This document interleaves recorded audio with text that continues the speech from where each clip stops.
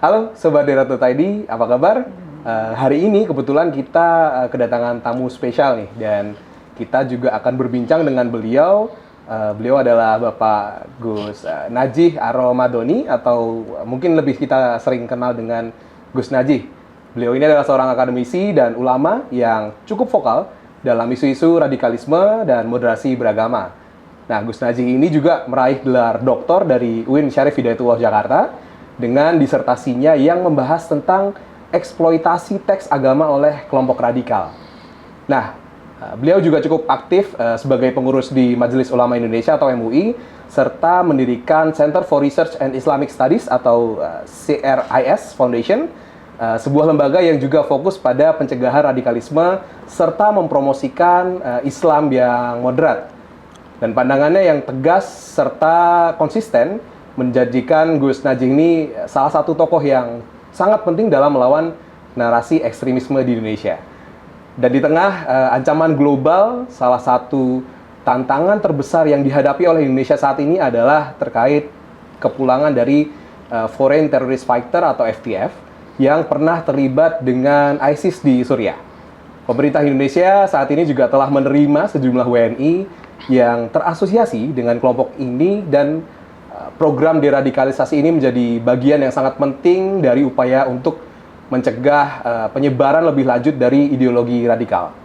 Nah, hal ini juga menjadi fokus yang penting dalam diskusi kita hari ini, bagaimana langkah terbaik untuk menangani terkait kepulangan mereka, lalu tantangan dalam proses deradikalisasi, serta bagaimana sih kita bisa menjaga agar generasi muda tidak terjebak dalam narasi radikalisme. Nah, dengan latar belakang Gus Najih ini yang mendalam dalam bidang ini, kita akan mengeksplorasi lebih lanjut masalah ini serta dampaknya terhadap stabilitas sosial dan agama di Indonesia. Baik, kita langsung saja. Apa kabar, Gus? Assalamualaikum. Baik, waalaikumsalam warahmatullahi wabarakatuh. Gus, jadi hari ini kita akan ngobrol-ngobrol sebentar. Mungkin pertanyaan pertama saya ini terkait konflik di Suriah. Nah, jadi konflik di Suriah ini kan memang bermula dari protes damai sebagian dari Arab Spring ya, Gus ya, di tahun 2011 yang menuntut reformasi politik. Tapi respon keras dari pemerintah Bashar al-Assad berujung pada perang saudara. Nah, situasi ini kan juga membuka ruang bagi munculnya kelompok-kelompok bersenjata seperti ISIS. Nah, kira-kira nih Gus Najih, bisa dijelaskan nggak sih bagaimana konflik di Suriah ini yang dimulai dari Arab Spring lalu bisa berkembang menjadi perang saudara yang sangat brutal seperti itu, Gus? Iya, jadi konflik Suriah ini dimulai dari tahun 2011. Sebetulnya adalah bagian dari rangkaian Arab Spring ya. Itu adalah satu peristiwa politik yang banyak mengubah konstelasi politik di Timur Tengah. Untuk singkatnya ya, tentu untuk cerita tentang konflik Suriah ini tentu akan butuh waktu yang sangat panjang, karena 2011 sampai tahun 2024 ini tentu itu waktu yang sangat panjang. Tetapi singkatnya adalah konflik Suriah ini tentu saja adalah peristiwa tragedi kemanusiaan yang sangat buruk sekali ya. Tragedi kemanusiaan yang sangat buruk yang menimbulkan banyak sekali korban, dan itu adalah timbul dari hasutan, sebetulnya hasutan untuk melawan pemerintahan yang sah ya. Itu kan sebetulnya awalnya adalah gerakan massa yang slogannya adalah menuntut kebebasan dan demokratisasi. Tetapi kemudian ketika sudah terjadi gerakan massa yang sedemikian besar, maka tidak ada lagi yang mampu mengontrol. Dan kemudian imbasnya tentu saja adalah munculnya banyak penumpang gelap. Ya, penumpang gelap ini terutama adalah para milisi yang bersenjata. Mereka bukan memperjuangkan kebebasan, bukan memperjuangkan demokrasi, tetapi mereka menumpangi chaos yang terjadi di Suriah itu. Jadi memang bedanya kelompok teror atau kelompok radikal dan masyarakat umum itu, masyarakat umum mengidamkan perdamaian, tapi kelompok-kelompok radikal itu justru mengidamkan perpecahan dan juga chaos ya. Karena ketika chaos, maka akan dengan mudah mereka mendeklarasikan Suriah sebagai medan jihad, dan itu kemudian akhirnya banyak warga dari berbagai negara datang ke sana atas nama berjihad. Nah, seperti kita tahu juga ya Gus, bahwa di Suriah ini akhirnya timbul juga ISIS dari salah satu akibat dari Arab Spring ini juga. Nah, kira-kira ISIS ini juga menjadi penumpang gelap gitu ya Gus ya di Suriah ini? Iya, ISIS ini kan muncul pasca Amerika meninggalkan Irak itu. Jadi dulu para pendiri ISIS ini adalah tahanan Amerika di penjara Buka namanya, di salah satu wilayah di Irak itu. Ya, mereka yang memanfaatkan situasi yang terjadi pada saat itu di Suriah maupun di Irak untuk bangkit gitu ya. Jadi untuk muncul ke publik itu. Makanya PR kita adalah bagaimana menjaga Indonesia ini tetap stabil gitu. Jangan sampai Indonesia ini chaos atau terjadi konflik. Karena ketika konflik, maka itu bisa dideklarasikan oleh mereka sebagai medan jihad, dan kemudian dari berbagai negara akan datang ke sini gitu. Kelompok radikal, kelompok teror itu justru dalam keadaan konflik mereka bisa aman. Karena kontrol pemerintah menjadi lemah, mereka aman. Tapi dalam keadaan damai seperti ini, mereka justru akan sulit bergerak. Jadi ini pentingnya menjaga stabilitas. Karena kalau kita sudah tidak bisa mengendalikan stabilitas lagi, maka situasi tidak akan terkontrol dan kemudian siapapun bisa masuk kemudian mengacaukan seperti yang terjadi di Suriah itu. Suriah sendiri sebetulnya adalah konflik yang berkembang karena kebohongan. Jadi revolusi di Suriah itu bukan memperjuangkan demokrasi, bukan melawan pemerintahan yang tirani atau apapun istilahnya. Tetapi konflik Suriah itu adalah konflik yang terjadi akibat hasutan menggunakan kabar-kabar bohong. Contoh misalnya di Suriah dinarasikan terjadi pembantaian Sunni oleh kelompok Syiah. Padahal itu sama sekali tidak benar. 1% pun tidak benar, jangankan 100%, 1% pun tidak benar. Saya hidup lama di Suriah sebelum perang, ada banyak teman-teman kawan-kawan saya juga sesama pelajar Indonesia pada saat di sana yang sudah hidup lama di Suriah tidak pernah terjadi persoalan apa-apa. Apalagi terjadi pembantaian. Kalau terjadi pembantaian, kami dulu nggak bisa kuliah di sana. Di sana itu masjid-masjid bisa dengan bebas melaksanakan kegiatan ibadah, melaksanakan pengajian, majelis-majelis zikir, para ulama mendirikan pesantren, mendirikan kampus, tidak pernah ada yang menghalang-halangi. Jadi ini adalah isu yang sangat jahat sekali. Makanya di Suriah ini, peristiwa politik di Suriah ini disebut sebagai revolusi Photoshop. Julukannya adalah revolusi Photoshop karena banyaknya kabar hoax, foto, video yang palsu yang berkembang dan dinarasikan sebagai konflik yang terjadi di Suriah itu. Nah, berbicara tentang yang tadi juga menjadi hal yang menarik ya Gus, karena banyak sekali dan kita lihat bahwa pemuda-pemuda Indonesia ini juga akhirnya tertarik nih Gus dengan propaganda yang dikeluarkan oleh ISIS melalui media sosial seperti itu. Nah, kira-kira menurut Gus ini kenapa sih pada akhirnya pemuda Indonesia ini tertarik untuk pergi berjihad atau pergi mencari kekhalifahan di sana bahkan dengan propaganda yang Photoshop yang disampaikan oleh ISIS? Apa yang membuat mereka menarik gitu Gus? Ya, itu adalah fenomena yang sangat disayangkan sebetulnya karena berbondong-bondongnya masyarakat dunia ya, bukan hanya Indonesia sebetulnya, masyarakat dunia berangkat ke sana atas nama macam-macam. Ada yang mengatasnamakan membela saudaranya yang muslim. Padahal kedatangan mereka itu justru mengacaukan situasi. Negara yang sudah aman, mereka datang tanpa mengerti situasi sebetulnya, mereka mengangkat senjata dan akhirnya menimbulkan perang di sana. Ada yang berangkat ke sana dengan alasan ingin hidup di bawah naungan khilafah. Padahal nggak ada khilafah itu di sana, nggak ada.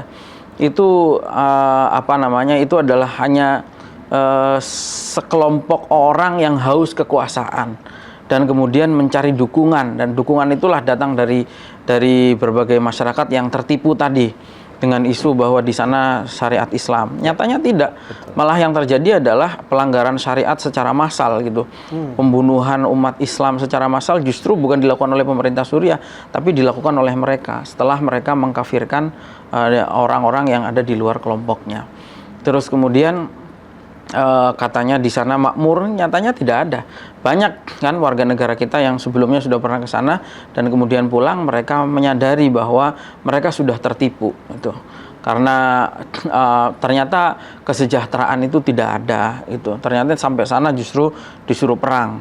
Ternyata sampai di sana justru terjadi praktik perzinaan yang dilakukan secara massal atas nama jihad nikah dan lain sebagainya. Jadi yang terjadi adalah justru madorot-madorot yang sangat bertentangan dengan syariat Islam. Dan yang ketiga, ada yang berangkat ke sana karena motivasi akhir zaman. Padahal hadis-hadis yang berkaitan dengan akhir zaman, sesuai dengan penelitian para ulama, itu banyak hadis itu adalah hadis-hadis palsu. Terkait dengan akhir zaman. Banyak yang hadis dhaif, banyak yang hadis palsu, bahkan tercampur dengan Israiliyat. Jadi mereka banyak tertipu karena itu. Riwayatnya tidak benar dan kemudian selain itu, hadis-hadis akhir zaman ini sebetulnya adalah hanya bersifat ikhbar, hanya bersifat cerita. Tidak ada perintah ataupun larangan, tidak berisi perintah ataupun larangan, sehingga orang-orang berangkat ke Suriah itu sebetulnya tidak ada landasan agama sama sekali yang membenarkan itu. Apalagi ketika mereka berangkat ke sana justru banyak membawa mafsadah itu. Jadi sudah menjadi kewajiban kita untuk meluruskan kepada saudara-saudara kita bahwa di Suriah itu tidak terjadi masalah apa-apa. Kehidupan beragama berjalan dengan sangat baik. Kemudian kita hidup dimanapun selama kita mampu melaksanakan agama, maka disitulah kita menetap. Kita sudah hidup di Indonesia yang sedemikian nikmatnya itu tidak dan sedemikian patut untuk disyukuri. Karena di Indonesia ini kita hidup negara yang sangat aman, damai, dan melaksanakan syariat Islam apapun tidak ada yang menghalang-halangi di sini. Kita bisa sholat dengan bebas, bisa puasa, bisa zakat, bisa haji, bisa umroh, bisa mengaji, sekolah, dan seterusnya. Gitu. Jadi nggak ada alasan untuk meninggalkan negara ini. Sementara kita di negara ini juga punya banyak kewajiban sebagai Muslim, sebagai warga negara, sebagai tetangga, sebagai saudara, ada sebagai kepala keluarga harus menafkahi. Untuk apa kemudian itu ditinggalkan semua dan berangkat ke sana tanpa dasar apapun? Ya. Itu. Menarik sekali, Gus. Dan pada akhirnya mereka ini semua tertipu. Ya. Seperti yang kita sudah ketahui juga bahwa banyak sekali pemuda dan bahkan keluarga-keluarga yang di Indonesia pergi ke sana dan akhirnya menyesal dan ingin kembali. Nah, kira-kira nih, Gus, menurut Gus, bagaimana baiknya pemerintah ini mengambil langkah untuk menangani individu yang terlibat ISIS di Suriah ini? Iya, tentu tidak semua yang berangkat ke Suriah itu ISIS ya. Ini nanti jadi tugasnya pemerintah menurut saya adalah yang pertama mengidentifikasi dulu ya. Mengidentifikasi mana yang berangkat karena ideologi, mana yang berangkat karena tertipu ya. Sebagai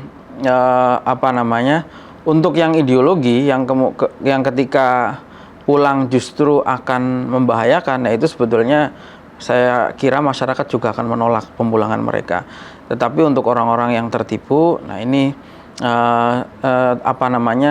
naluri kemanusiaan kita ya kepada orang-orang yang tertipu. Nah, kalau memang bisa diselamatkan, tetapi itu juga harus melalui proses asesmen dulu itu.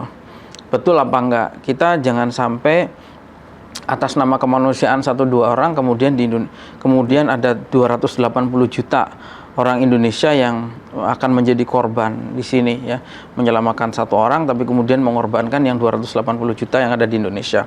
Jadi saya kira perlu selektif dalam melakukan pemulangan, harus disusun SOP-nya ketika pemulangan, langkah-langkahnya akan seperti apa sehingga menjamin bahwa warga-warga ini yang tertipu bisa diselamatkan, tapi juga tanpa mengorbankan masyarakat Indonesia secara umum gitu. Saya kira itu ya, karena memang ya tadi banyak yang tertipu, mereka tertipu karena keadaan, banyak juga yang terdoktrin. Nah ini yang nantinya harus diluruskan ya, agar supaya Mereka, kalaupun mereka kembali, mereka harus kembali sebagai Muslim yang baik dan sebagai warga negara yang baik.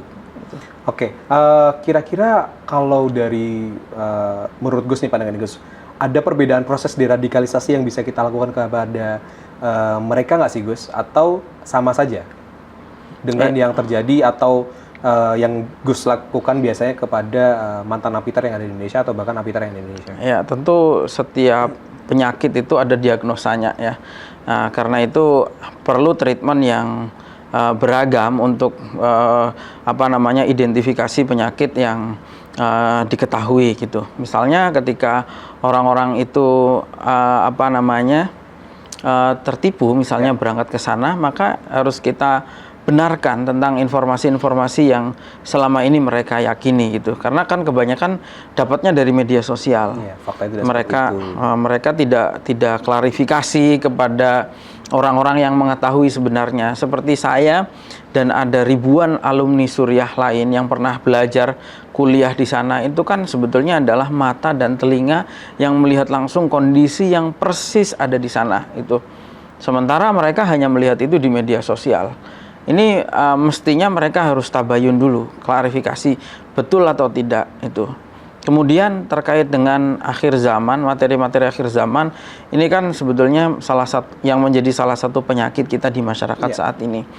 Banyak sekarang ini berkembang tren kajian akhir zaman, Ustadz akhir zaman. Ini banyak isi kajian-kajian seperti ini yang isinya adalah pembodohan publik. Kenapa saya katakan pembodohan publik? Karena pertama, sanadnya tidak bisa dipertanggungjawabkan. Status hadis itu tadi banyak yang palsu, dhaif, bahkan juga termasuk Israiliyat.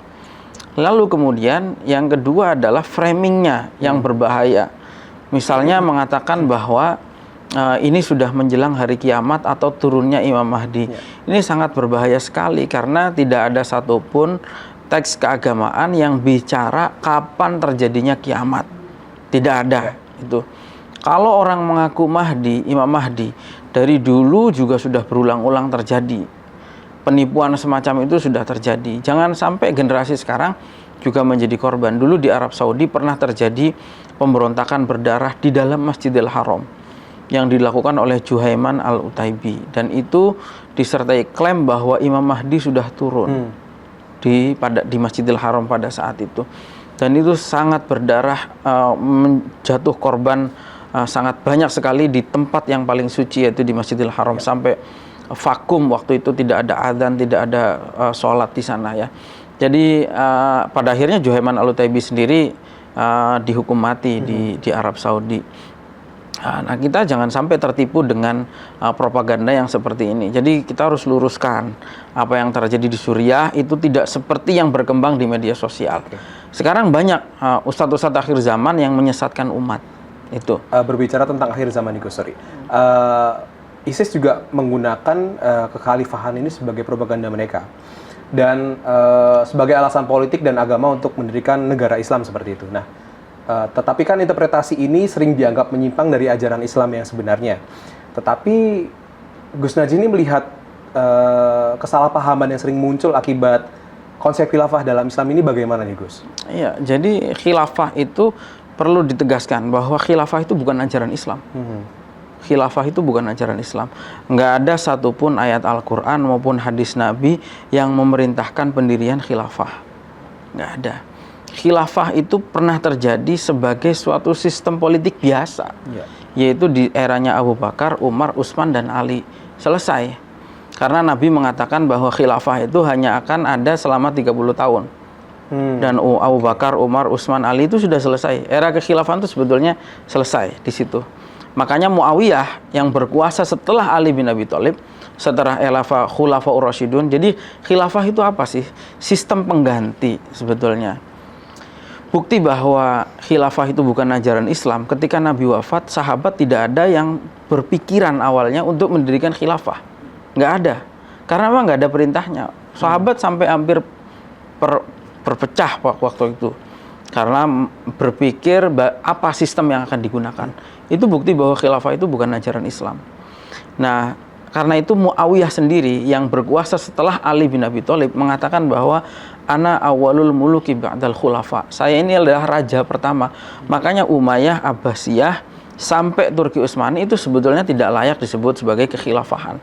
Itu dinasti, lebih tepatnya disebut sebagai dinasti atau kerajaan. Tapi kenapa narasi khilafah ini selalu menjadi itu hal pembodohan yang menarik? umat, itu pembodohan karena ketika terjadi kekacauan, mungkin terjadi kekurangan dalam kehidupan sosial politik kita, kemudian orang mencari pelarian, dan kemudian pelarian yang utopis yang enak dihayalkan itu adalah khilafah.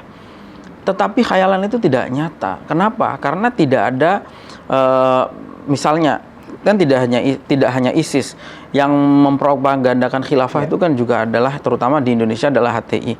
Ini kelompok yang sangat berbahaya sekali dan melakukan pembodohan umat luar biasa ya.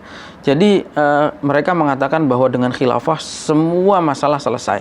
Solusinya adalah khilafah. Ya. Tetapi tidak ada satupun contoh negara yang menerapkan khilafah kemudian gambarannya adalah seperti gambaran mereka. Yang ada adalah ketika khilafah berdiri di Suriah, di Irak, dan oleh ISIS ya, itu justru negara-negara yang tadinya makmur, aman, damai menjadi babak belur seperti sekarang, hancur dan babak belur seperti sekarang. Jadi itu pembodohan, nggak ada. Khilafah itu bukan ajaran Islam. Jangankan ajaran Islam, kosakata khilafah di Al-Quran itu tidak ada. Di hadis misalnya ada yang disebut khilafah ala manhaji nubuwah. Itu sudah lewat zamannya Umar bin Abdul Aziz. 30 tahun tadi sudah selesai. Ya, jadi masyarakat kita jangan mudah tertipu dengan narasi-narasi semacam itu. Ini kan kalau soal sistem politik, nggak ada sistem politik yang baku yang diwajibkan di dalam Islam. Apapun itu sistemnya, mau parlementer, mau monarki, mau kerajaan, republik, selama itu membawa kemaslahatan, maka itulah sistem politik yang tepat, gitu. Karena orientasi Islam itu sebetulnya mewujudkan kemaslahatan. Khilafah kalau misalnya justru menimbulkan pertumpahan darah, itu perbuatan yang sangat-sangat dilarang oleh Islam. Dan memang saat ini kita pun masih sering melihat ya Gus, di media sosial ada penceramah-penceramah yang masih juga menjual narasi kekhilafahannya di media sosialnya. Nah, kira-kira Gus, bagaimana sih masyarakat ini bisa mengenali penceramah yang seharusnya tidak didengarkan? Ciri-cirinya itu seperti apa, Gus? Iya, sebetulnya masyarakat tuh, sebetulnya kita ini sebagai umat Islam ya, sebetulnya mudah sekali. Karena agama Islam itu jelas ya. Allah berfirman dalam Al-Quran, wa ma arsalnaka illa rahmatan lil alamin. Allah menegaskan bahwa saya, kata Allah, Allah mengatakan bahwa mengutus Nabi Muhammad itu tidak untuk apapun, semata-mata sebagai rahmat untuk alam semesta. Sehingga kita ketika mengenali ustadz, mana yang benar Islam, mana yang membodohi umat, apakah ini ajaran Islam atau bukan, kembalikan ke parameter ini. Suatu perbuatan itu mengandung rahmat atau mengandung azab. Itu. Selama perbuatan itu mendatangkan rahmat, itu berarti Islam. Itu. Semua perbuatan Islam itu, misalnya ajaran Islam itu misalnya melarang perjudian. Itu rahmat karena perjudian itu mendatangkan madorot. Islam melarang perzinaan misalnya. Islam melarang mengadu domba misalnya. Islam melarang menghasut ataupun menyakiti orang. Itu karena Islam ingin mewujudkan rahmat, ingin menjadikan kehadiran Islam ini sebagai solusi. Tapi ketika mereka, orang-orang yang mempropagandakan khilafah, itu orang-orang yang mengajak pada pertumpahan darah. Karena tidak ada negara satupun yang akan rela menyerahkan pemerintahannya untuk khilafah. Gitu. Selain khilafah itu memang bukan ajaran Islam. Jadi itu saja saya kira, kembalikan ketika kita melihat orang kemudian ajarannya baik, mengandung kasih sayang, maka itu berarti Islam. Itu ustadz yang benar. Tapi kalau ustadz itu mengajarkan kita untuk membenci yang lain, mengadu domba, kemudian menebar fitnah, mencaci maki, mengagitasi, ya, menghujat umat muslim yang lain, menghujat pemerintah, itu berarti dia sedang menyampaikan nafsu syahwatnya sendiri, bukan ajaran agama, karena agama tidak seperti itu. Banyak ada perkataan Imam Malik mengatakan kalau kamu melihat ada seorang penceramah yang mencaci maki, maka itu bukan, dia tidak sedang menyampaikan agama, karena agama itu kebenaran yang penyampainya tidak membutuhkan caci maki. Itu Imam Malik, ulama yang hidup ribuan tahun yang lalu sudah menyampaikan seperti itu. Nah, berbicara tentang hal ini nih, Ustaz. Islam Nusantara, seringkali kan kita juga mendengar terkait tentang Islam Nusantara saat ini.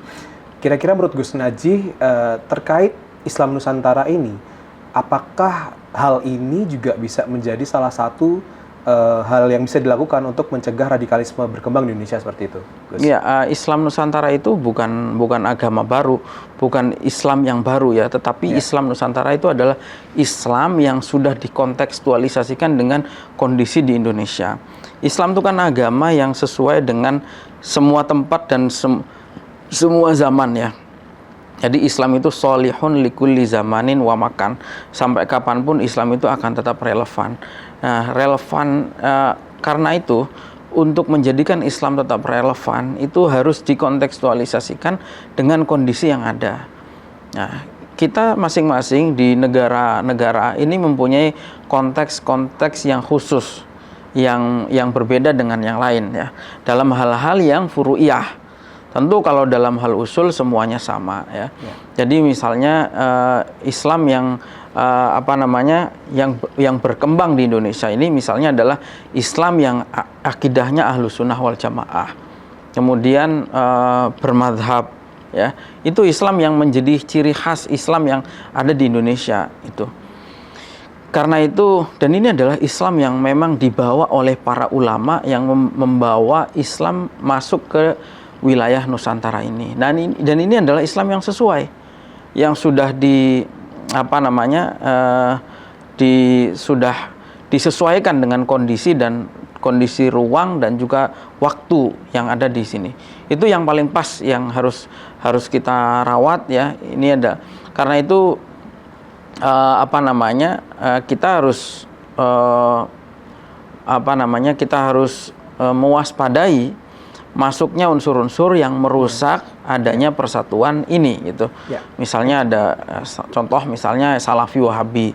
Salafi Wahabi ini kan datang kemudian tiba-tiba merusak tatanan Islam yang sudah ada. Padahal Islam di sini sudah berkembang selama ratusan tahun, punya ulama, punya para pemikir, punya para mujtahid ya, yang menyebarkan Islam yang sesuai lah gitu dengan kondisi masyarakat di sini. Jadi itu yang harus kita rawat. Saya kira kalau Islam itu yang berkembang, maka inilah Islam yang sudah tepat ada di sini. Tapi kalau kita mengadopsi hal-hal yang transnasional tadi, baik itu Hizbut Tahrir, Ikhwanul Muslimin, kemudian Salafi Wahabi gitu, apalagi yang jaringan-jaringan teror, inilah yang akan merusak tatanan. Islam di sini kan sudah luar biasa. Islam di Indonesia ini adalah Islam yang santun, Islam yang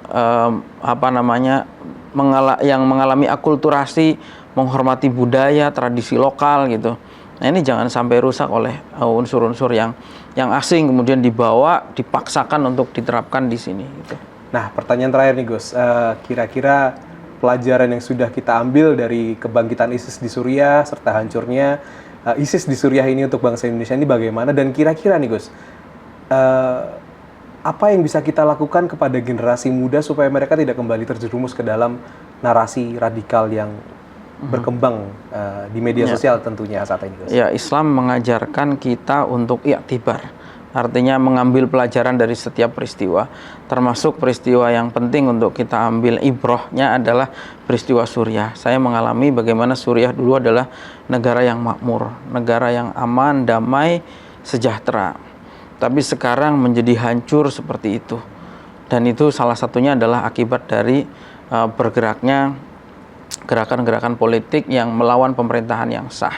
Ya. Dan juga akibat dari propaganda ideologi yang meracuni pikiran masyarakat. Jadi saya kira kita perlu mengambil pelajaran dari sana, karena apapun yang terjadi di sana itu mungkin terjadi di Indonesia. Apalagi kalau kita lihat polanya, benih-benih itu ada sebetulnya itu. Dan jaringan, dan itu kenapa? Pertama, apa yang ada di Suriah yang sudah menghancurkan negara Suriah itu jaringannya ada di Indonesia. Hanya beda eskalasinya. Di sana sangat besar, di sini mungkin masih kecil. Tapi yang kecil ini jangan kita biarkan tumbuh itu. Yang membuat Suriah itu hancur apa? Misalnya ISIS. Di Indonesia kita di sini juga ada JAD. Nah, ini JAD ini jangan sampai berkembang. Di sana ada Al-Qaeda, di sini juga ada CI yang baru membubarkan diri ya. Kemudian di sana ada Hizbut Tahrir, di sini juga ada Hizbut Tahrir Indonesia. Kemudian di sana ada Salafi Wahabi, di sini juga ada Salafi Wahabi. Ini aktornya sama. Nah, kita jangan sampai yang ini nih membesar. Kemudian kita harus jaga stabilitas itu. Jangan semua jangan sampai punya pikiran untuk melawan pemerintahan yang sah. Kritik itu boleh, tapi jangan sampai misalnya mengatakan bahwa negara ini kafir. Anda nggak setuju sama pejabatnya, oknum-oknum pejabatnya silahkan. Tapi jangan sampai mengatakan bahwa Indonesia ini adalah negara kafir. Jangan sampai mengatakan bahwa undang-undang yang berlaku di Indonesia, sistem aturan itu adalah tauhid. Jangan sampai berpikiran seperti itu. Kita harus rawat betul negara ini, kita jaga stabilitasnya, karena kita harus sangat bersyukur hidup di Indonesia dengan nikmat keamanan, kemudian kesejahteraan, stabilitas, kemudian juga kenikmatan beragama, kemudahan beragama yang luar biasa di Indonesia. Kita punya masjid yang terbanyak di dunia itu. Kita punya segalanya di sini ya. Kita menjalankan agama di Indonesia dengan sangat mudah. Di negara-negara yang konflik justru beragama itu sangat sulit. Contoh yang paling mudah, yang paling sederhana adalah bagaimana di negara konflik sholat Jumat sering diliburkan karena tidak adanya jaminan keamanan. Nah, ini jangan sampai. Karena itu kita ini pada saat karena kita ini tidak mungkin bisa beragama tanpa kehadiran negara. Nggak ada negara, kita nggak bisa beragama, maka menjaga negara ini juga bagian daripada menjaga agama itu sendiri. Itu. Jadi bela negara ini pada hakikatnya juga membela agama. Jadi jangan mudah tertipu dengan semua orang tidak semua yang memakai jubah itu Islam. Abu Jahal dulu juga pakai jubah. Iblis juga mungkin pakai jubah itu. Tidak semua yang pakai cadar itu muslimah. Itu. Tidak semua yang teriak takbir itu adalah muslim. Bisa jadi dia teriak takbir tapi di hatinya setan gitu ya, karena memprovokasi masyarakat. Jadi jangan mudah tertipu dengan agitasi, dengan ideologi-ideologi yang menyesatkan, dan ketika akan bertindak melakukan sesuatu, verifikasi dulu informasinya. Jangan sampai seperti yang terjadi sekarang, hanya karena melihat medsos kemudian menjual rumah, menjual semua aset yang di Indonesia, ditinggal keluarganya, kemudian berangkat ke sana. Masih untung negara masih mengurus ya. Mereka banyak yang akhirnya bisa pulang ke Indonesia. Mereka harus berterima kasih. Ada negara, mereka melakukan kejahatan, kriminalitas di negara orang, kemudian negara memfasilitasi untuk pemulangan mereka. Ini kan kebaikan dari negara yang luar biasa. Kalau hatinya tidak tersentuh, yaitu kebangetan ya gitu. Jadi itu saja saya kira kita harus menjadi umat Islam yang baik, yang rahmatan lil alamin. Di sisi lain, ketika kita jadi umat Muslim yang baik, kita juga pasti akan menjadi warga negara yang baik. Omong kosong kalau ada orang ngaku Islam, tapi dia tidak jadi warga negara yang baik. Terima kasih banyak Gus atas waktunya, dan hari ini saya dapat quotes yang sangat menarik dari Gus Najih bahwa membela negara hakikatnya adalah membela agama. Terima kasih Gus sekali lagi atas kehadirannya, sampai lupa kita minum ini minuman ya. Oke, Sobat Darat.id, sampai jumpa kembali di episode selanjutnya dalam podcast kita hari ini. Saya Irfan Nurdiri, wassalamualaikum warahmatullahi wabarakatuh. Waalaikumsalam warahmatullahi wabarakatuh. Silakan diminum Gus.